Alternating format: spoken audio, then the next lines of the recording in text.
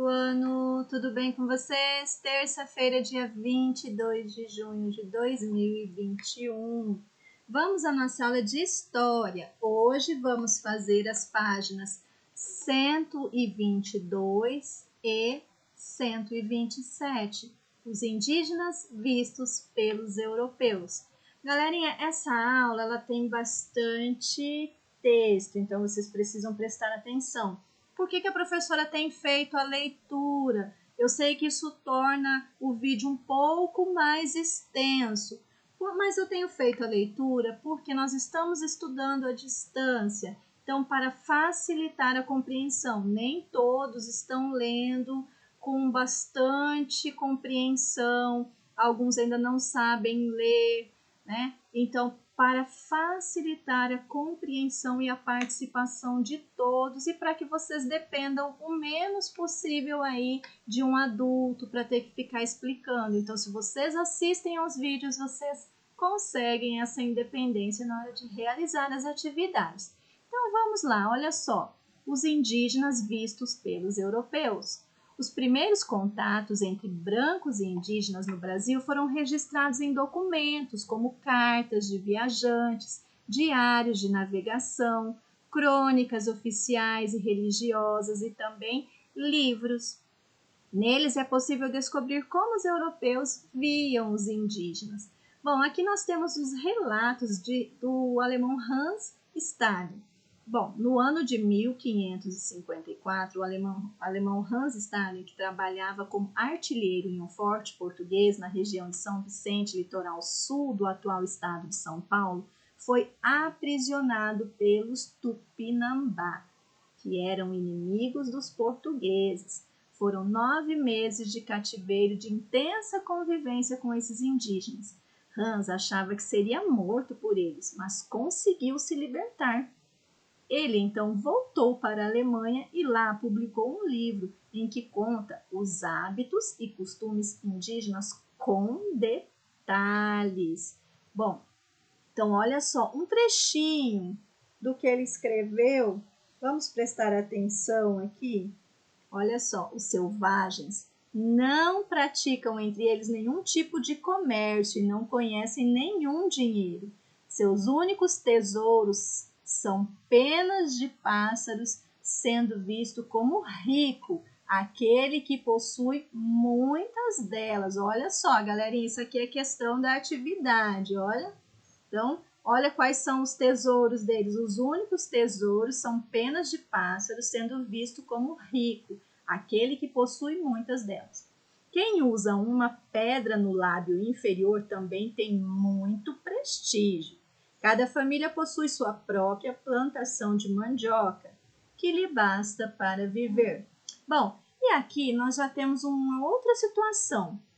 A carta de Caminha. Bom, vamos ver quem foi esse homem. Um dos relatos mais importantes do encontro dos europeus com os indígenas na época da chegada dos portugueses ao Brasil é a carta de Pero Vaz de Caminha. Caminha era escrivão da frota comandada por Pedro Álvares Cabral. A carta, datada de 1º de maio de 1500, narra ao rei de Portugal o contato com a nova terra e é considerado o primeiro documento escrito sobre o Brasil. Leia a seguir como Caminha descreveu os indígenas neste documento. A feição deles é serem pardos, maneira de avermelhados, de bons rostos e bons narizes, bem feitos. Andam nus, sem nenhuma cobertura, nem estimam de cobrir ou de mostrar suas vergonhas. E nisso tem tanta inocência como em mostrar o rosto. Traziam os beiços de baixo furados e metidos neles seus ossos brancos. Bom, diante de tudo isso, olha só que foi escrito. Na época era utilizado um linguajar diferente. Vergonha significa o quê? Os órgãos sexuais humanos. Hoje em dia, né, nós usamos as nossas roupas, nós não saímos sem roupa na rua. E era comum dos indígenas andarem nus, né, era hábito deles, e eles não tinham nenhuma malícia, nenhuma maldade, porque era tudo muito natural para eles, né? Era como eles viviam. E agora vamos ver se vocês prestaram atenção. Responda as questões. Que hábitos dos indígenas são destacados na carta de Pervaz de Caminha? Sublinhe no texto. Então, sublinhar é passar um risco, um traço embaixo. Então, aqui onde eu falei que eram os hábitos, né, vocês vão sublinhar. O que eles faziam? Como eles andavam, como eles eram, o que era colocado neles, né? Então, vocês vão, tudo que vocês acharem que era hábitos deles, vocês vão sublinhar.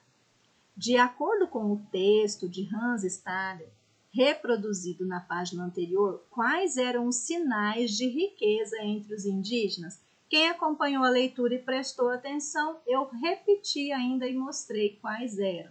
Então, fiquem ligadinhos. Bom, olha só. Além de estranhar os hábitos e costumes dos nativos, os portugueses encontraram no Brasil animais que desconheciam. Leia o texto a seguir. Tatuaçu é um animal estranho. Tem as pernas curtas, cheias de escamas, o focinho comprido, cheio de conchas, as orelhas pequenas e a cabeça que é toda cheia de conchinhas. Os olhos pequeninos, rabo comprido, cheio de lâminas em redondo. Tem as unhas grandes com que fazem as covas debaixo do chão.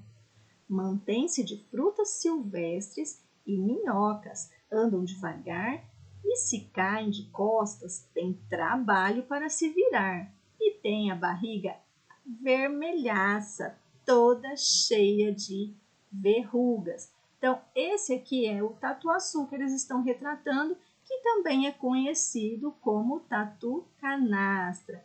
Olha só, pesquise sobre um animal nativo do Brasil, ou seja, que já era aqui do Brasil, ou sobre algum que tenha sido trazido pelos portugueses, e aí no caderno você faça uma descrição das características desse animal. Então eu vou te ajudar aqui, esse exercício eu vou colocar aqui no próximo slide para vocês compreenderem. Bom, olha só, quando os portugueses vieram, eles trouxeram muitas coisas, a sua cultura, a sua religiosidade, e aí eles trouxeram alguns animais. Eles trouxeram vaca, pato, galinha, carneiro, ovelha. E aí aqui eles encontraram outros, como nós vimos ali, né? O tatuaçu, mas aqui, eles encontraram também arara, onça, capivara, sucuri e o mico-leão dourado. Bom, então vocês vão escolher agora um animalzinho que foi trazido ou um nativo e vão fazer essa ficha. O nome desse animal, onde ele vive, do que ele se alimenta, como nascem os seus filhotes e vão desenhar aí no seu caderno.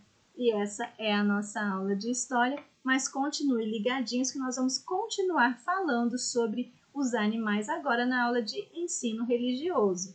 Continue comigo, galerinha!